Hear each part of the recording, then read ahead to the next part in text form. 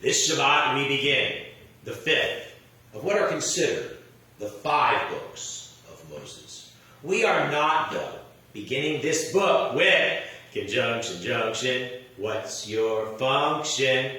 As this book does not begin with and, as it is not a continuation of the previous books.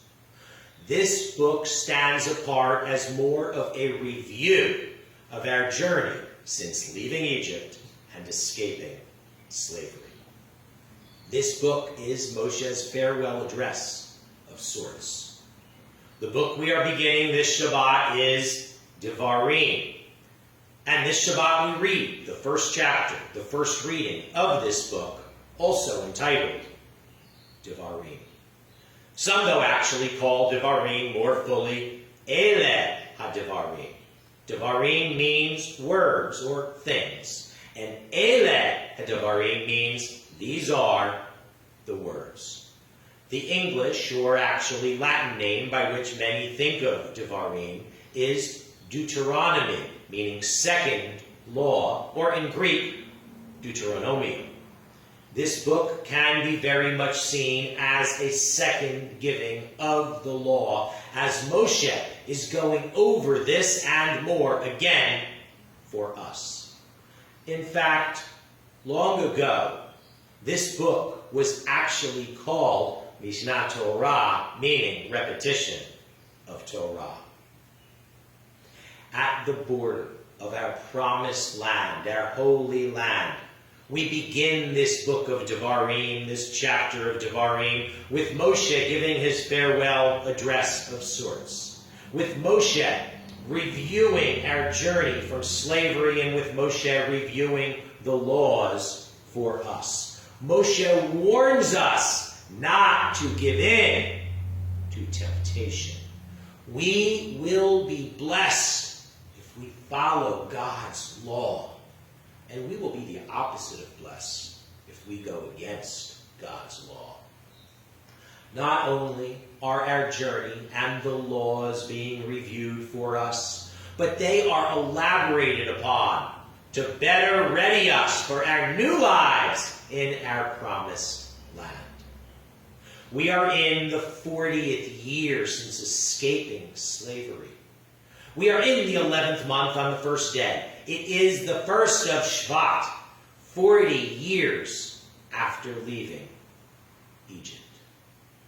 Moshe reminds us, the generation now born in freedom in the desert, that the generation that is now passed on in the desert, the last generation to have been born in slavery, they were the generation that was actually going to be able to enter the promised land close to 40 years ago.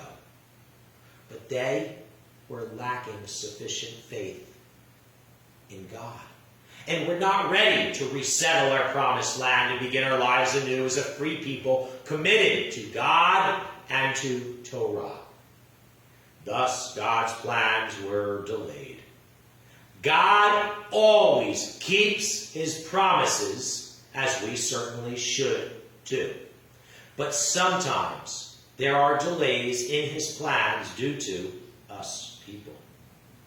Ultimately, even if delayed or detoured, all will be as should be.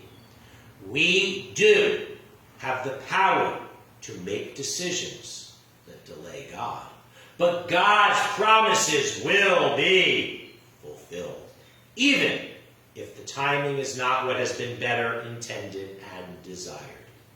Thus, while our ancestors, who God took out of Egypt, out of slavery, lacked the faith they should have had in God, and thus delayed God's plans, God's plans now, here in the Torah, are ready to move forward with the next generation. This generation is thus warned here about needing to have faith. The previous generation lacked faith, even though Uvamidbar in the wilderness, Asher Ra'ita, Asher Nisha'ach Adonai Elohecha, where you saw how the Lord your God carried you. Kasher Yisa Ish Et Beno, as a man carries his son.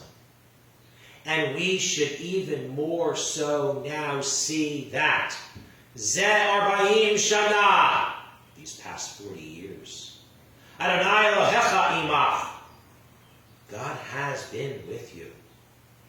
Lo chasarta davar, you have lacked nothing. We have good reason to have faith. We really should have more faith. More faith in God and more faith in ourselves and the power of what we can do, especially with such faith and with good attitude and effort. And here we are with a new generation, with such new opportunity ready for us ahead. And we should have good faith, good attitude, and good effort. We need to remember where we've been, what God has done for us, and how we are to live. Thus, it is now important for Moshe to review the Torah. Ho'il Moshe be'er et ha-Torah. Moshe undertook to expound the law, to review our history, the lessons, and the laws by which we are to live. Not only is this the Shabbat when we begin the book of Devarim, and thus read the chapter of Devarim, and so read Ele HaDevarim. These are the words. But this is the Shabbat preceding Tisha B'Av. The Bein HaMetzarim will come to an end with Tisha B'Av this year, right after this Shabbat. We will mourn the destruction of the Holy Temple. How important it is for us to consider consequences, actions and consequences. The actions that led to the consequences we so mourn on Tisha B'Av. The actions that led to the consequences of the generation that escaped slavery and left Egypt, having to wander and die off in the desert. Consequences are so important to consider for our ancestors, the generation born in freedom in the desert, the generation that will soon enter the promised land. Consequences are so important for them to ponder as Moshe reviews our history and the lessons and the laws we are to follow. And consequences are so important for us to consider as well. Actions and consequences. We need to consider our actions, and we need to consider the consequences.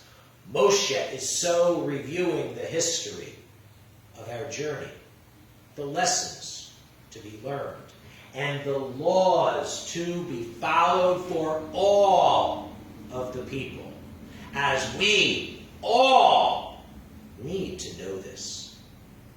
In this reading, we chant Moshe's words. Echa Esa, how can I bear? After Shabbat, we will chant the book of Echa for Tisha B'Av. Many call the book of Echa Lamentations, as we are so lamenting. But the word Echa actually means how, and with the book of Echa. And here with this Shabbat's reading of Devarim, we emotionally chant the word Echa, how. As there is much for us to ponder of how, as Moshe too so ponders. It is always important for us to ponder for us to ask, Echa, how? And it is even more so, especially important for us to ask and even chant this weekend. Echa, how? And this Shabbat, I encourage us all to give heed to the beginning of Moshe's farewell address. These Devarim, words, Ele HaDevarim, these are the words. This Mishnah Torah, a repetition of Torah of sorts. We must never forget our history. Torah. We must learn the lessons. Torah. We must follow Torah, rules on how to live a good life. We need to have faith. Faith in God. And faith in ourselves and the power we do have, for good or not. We need to consider our actions, and we need to consider consequences. We need to move forward. And always, but especially this weekend, we need to ask, Echa, how?